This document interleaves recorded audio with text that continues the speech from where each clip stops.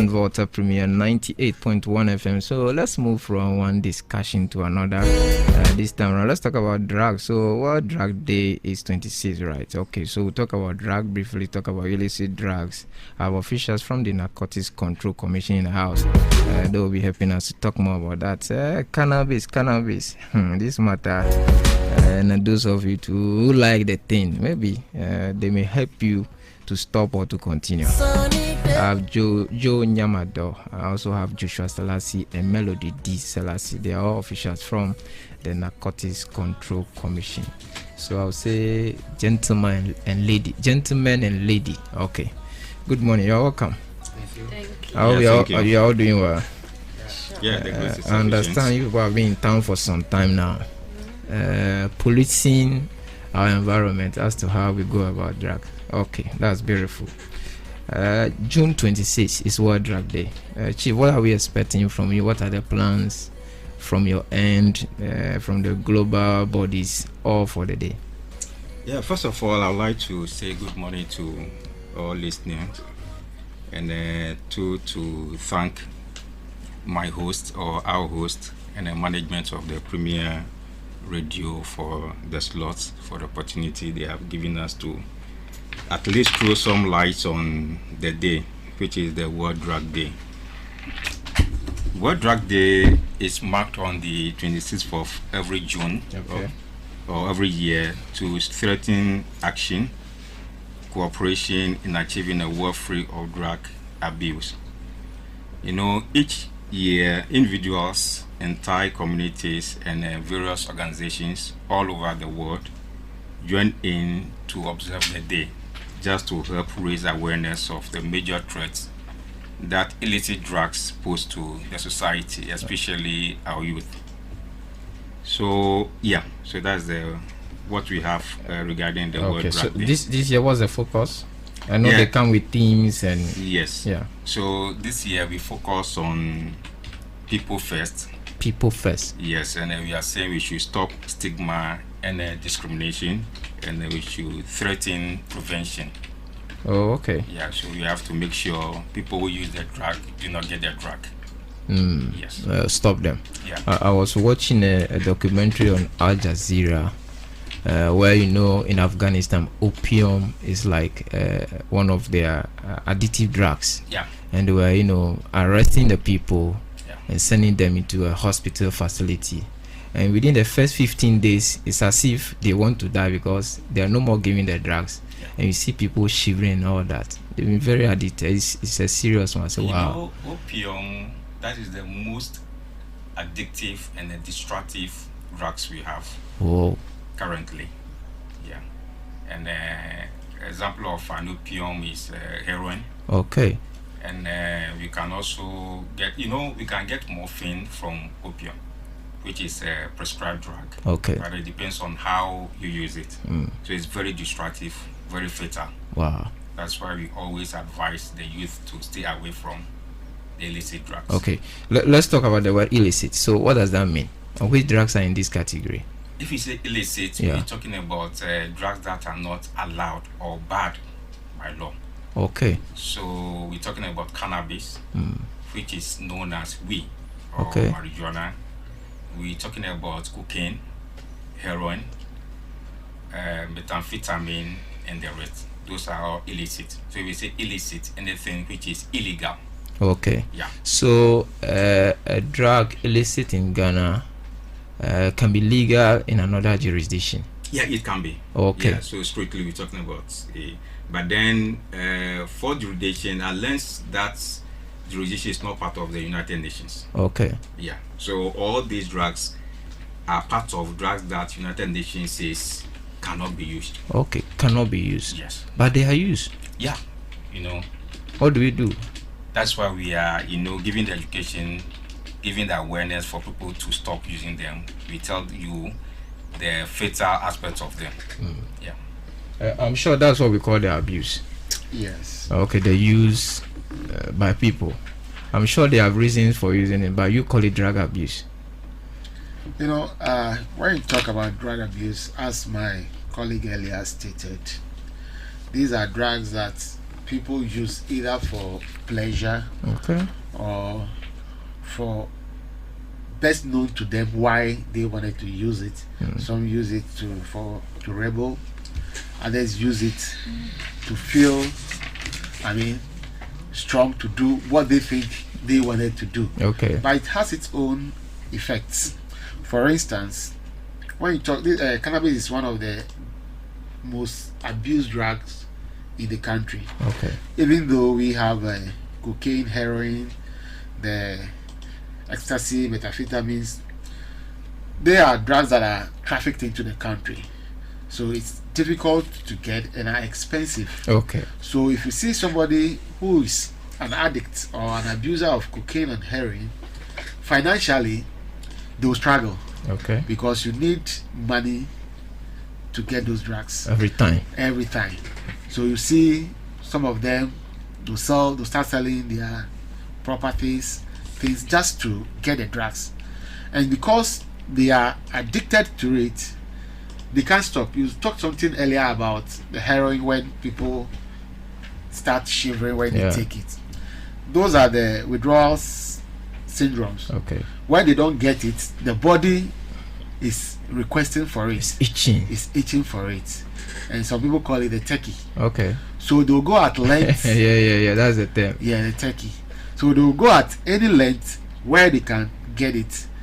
They don't mind spending 100 Ghana to take a car just to go and get 10 Ghana cedi worth of a small gram of cocaine. Okay. So it has its devastating effects on the person, economically and socially. And we are here to let them know that this is a dangerous path. But you've been preaching this gospel for long. Yes. Is the gospel sinking? Yeah, it's just like, or you've been pouring water on stone? It's just like we all go to church every day. Yeah. And we read from the same Bible. Yeah. And the pastor preach the same. But we've been doing otherwise. Is that what you want to say? Not what I'm going to say. I'm not involved. So we all come, as he said, the World Drug Day. It's a day set aside, 26. Various activities are scheduled to be performed. Yeah. We go to secondary schools.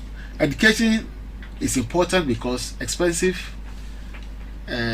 enforcement is expensive. Yeah. You require a lot of resources to combat the drug menace. So it's good for us to keep preaching, as you said, the gospel, to let them know.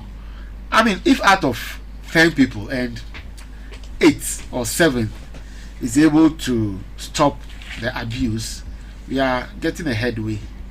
Unlike to say, okay, we are preaching, but it's continuing, so we cannot. That means we are throwing our hands. Yeah, Chief, you spoke about some being imported. Are we sealing those loopholes so that those demanding for it do not get the supply? Why can't you cut the supply? Then we are okay, or? Yes, you cut the supply, but in every area when it comes to enforcement, some will slip through, some will be arrested. Okay. For instance, at the exit and entry points, that's the borders, the airports, the approved and unapproved routes, officers are there.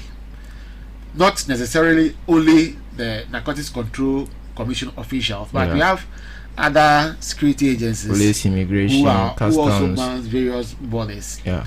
So when they come across it, they'll seize it. Those that you cannot get will find their way into the country, and that's where people also go to get it. But the fight is on. The enforcement people are doing their work, the intelligence people are doing their work, and we, the education team, will come as we are here preaching to them the dangerous aspects of it, so that you stop. It's very devastating. It affects livelihood.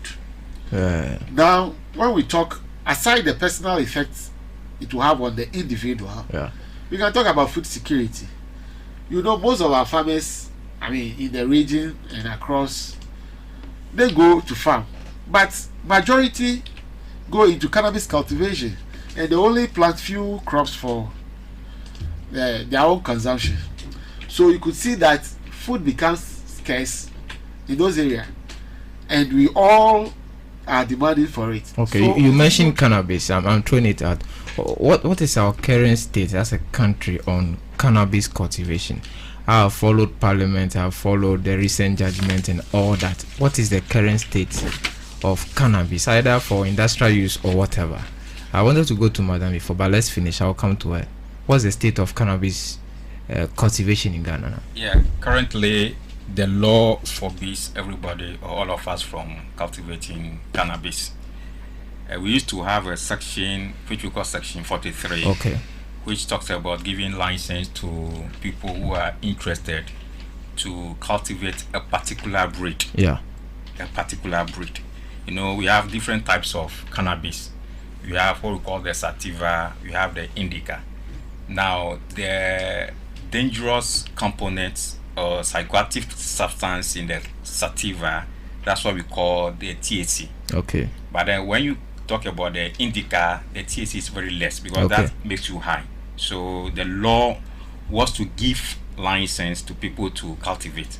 But then we all follow the current Supreme Court ruling. Yeah. So that section has been expunged from the Act 1019. Okay. So currently, for now, the law forbids all of us from cultivating cannabis. Okay, we didn't plan to talk about if people were licensed when the law was passed, and if they're in the cultivation, and what happens to them. Yeah, you'll be arrested. If you were given license to produce? No, if you are not given license. If you are, you'll be arrested. Yes, you'll be arrested. Okay. So currently, it's not permitted until maybe we go back to Parliament. Exactly. To make sure that section is properly, I don't know, looked at. Properly look at. Yeah. But cannabis itself, what are the laws? What are the laws talk about cannabis in summary?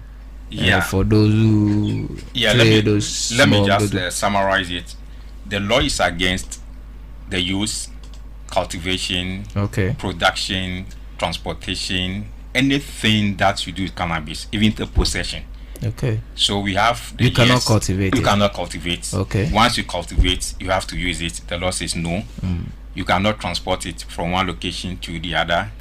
You cannot even use your property to do any business relating to cannabis. Okay. So everything regarding cannabis, the law says no. And then we have, prison terms ranging from 5 years to 25 years. Yeah. And the beauty of it, or the sad aspect of it, is when we convict or you are convicted the first time, second, the third time is life imprisonment.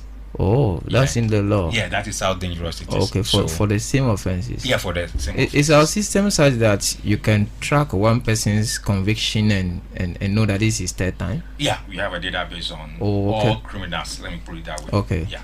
So the third time you are going in. Yeah, life imprisonment. It won't be about maybe the first one you were in cultivation, the second you were in transportation, the third you are using, or once you are involved in any of them relating to cannabis.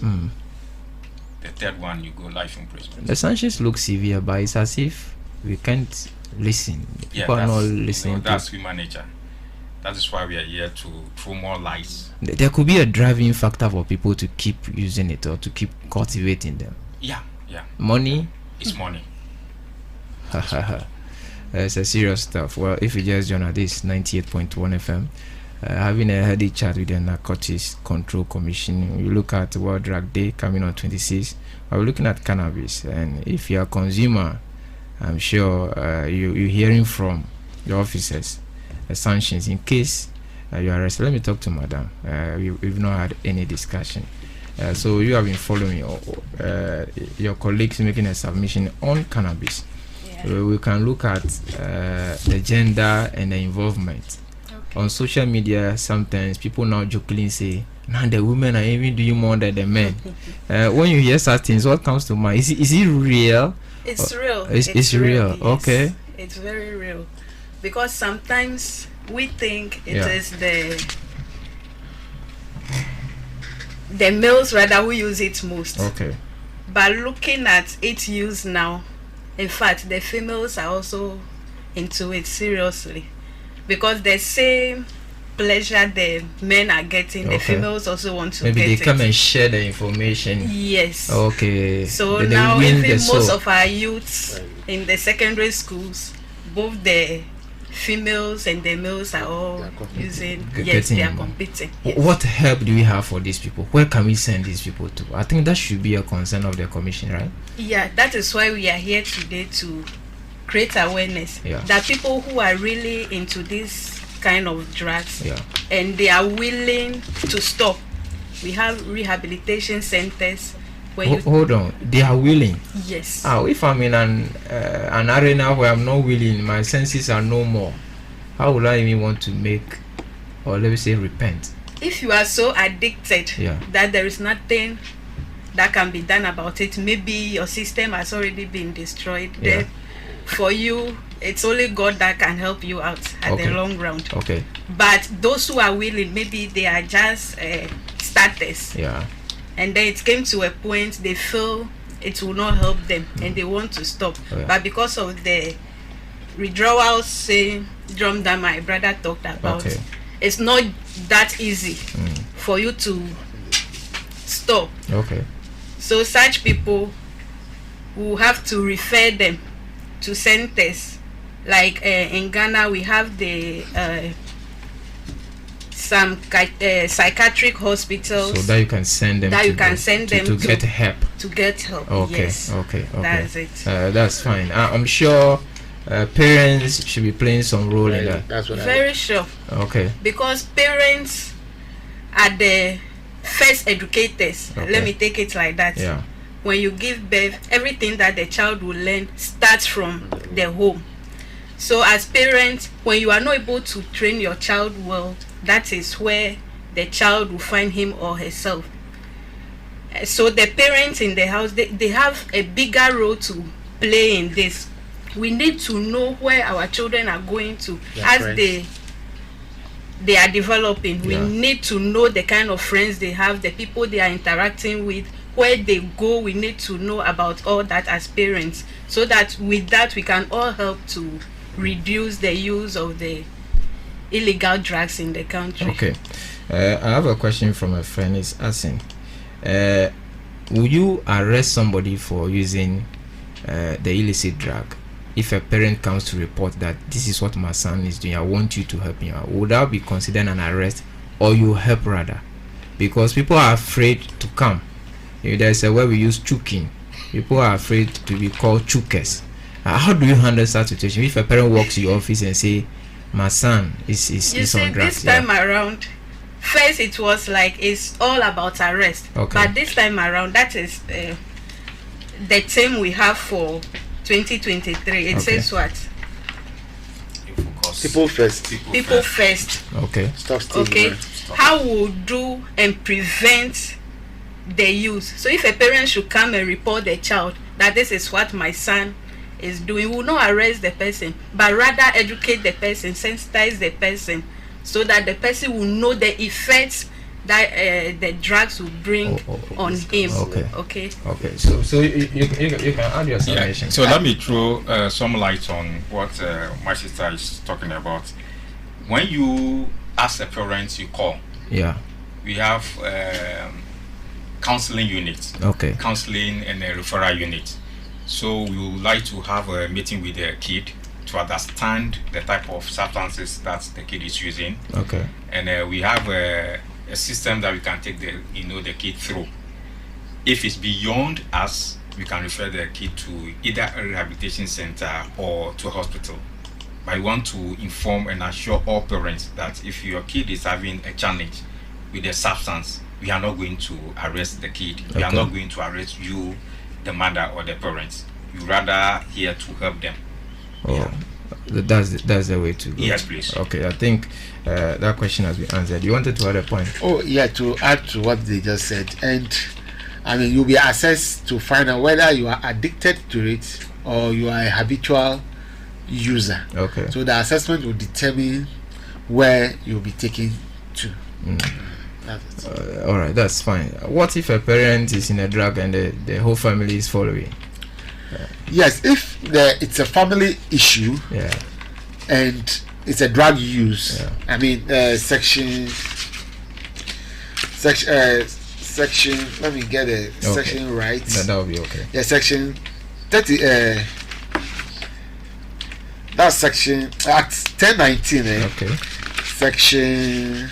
You can make your point. Don't worry. Yeah. Look at the section. Very good. Yeah. Talks about if you have been arrested, you will be assessed even if you are to be convicted. Yeah.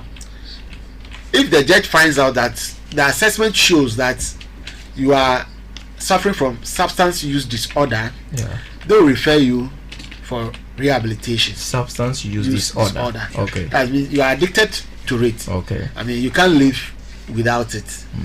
But if it's established that, I mean, you are a user and you are not addicted to it, there are penalty units that they'll fine you. Okay. If you are not able to pay, you go to jail for some number of years. I think it's from 5 years to 20 years. It depends on the judge's discretion. Discretion. Yes.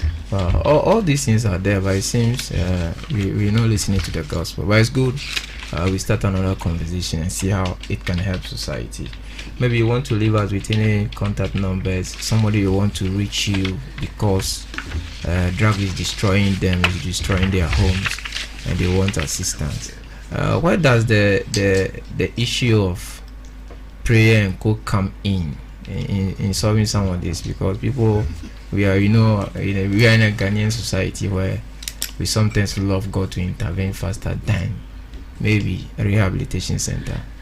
Prayer is not a bad thing. Yeah. So if the family or the guardian thinks that they need prayer for the child to stop, it doesn't take anything away from that. But I mean, it's a disorder. Yeah. So whilst doing the prayer, you get to the appropriate facility or the right agency for them to help you. Because when you go to the rehabilitation, sometimes before they get them out of the drug, if they normally, some take maybe 5 rolls a day, and they can't live without the drug, sometimes they'll give you small, so that it will help you to get out, to calm down. Yeah. Oh, okay. Yeah, they're just not going to. So that's why it's good that you bring them to the office or you report, and they'll counsel. So the counselor will determine whether they will go further to a rehab center or they can handle it at the counseling unit. Through your outfit, can we have some of the people who have left the drugs joining us maybe for another session one day? Maybe their story can be more touching. Okay, then if we schedule, we'll invite them and they'll come and share their stories with us, how they got on board, how they have left it. I think that will also be very, very helpful. Thank you, Chief, for and the last one, as part of the activities marking the World Drug Day, the Volta Regional Command has conducted some presentation or sensitization programs for some secondary school in the region. I think Thursday, no, that was Wednesday. We had Monday. Monday we were at Awudome Secondary School to sensitize them, talk to them. Yeah, and it was very helpful and impactful. More fire. I'm sure you are one of the institutions of states with enough money to carry out more activities. We need sponsorship. Because most of our activities we need donor funds. You need money. Yes. You are okay. You are like Electoral Commission. Money is there plenty. Okay. You wanted to give us the numbers, yeah. So those who want to reach out to the commission, especially for help or to report, can reach us on 029 260 5033. Okay. I repeat the numbers: 029 260 5033. Okay. Where are you located? Yeah, we are within the VRCC. VRCC. Okay, that's fine. Thank you so much for joining us, Joe Nyamado, Joshua Selassie, and Melody D. Selassie, officers from the Narcotics Control Commission right here in the Volta region. Take a short break. We'll be back and we're wrapping up right here on 98.1 FM.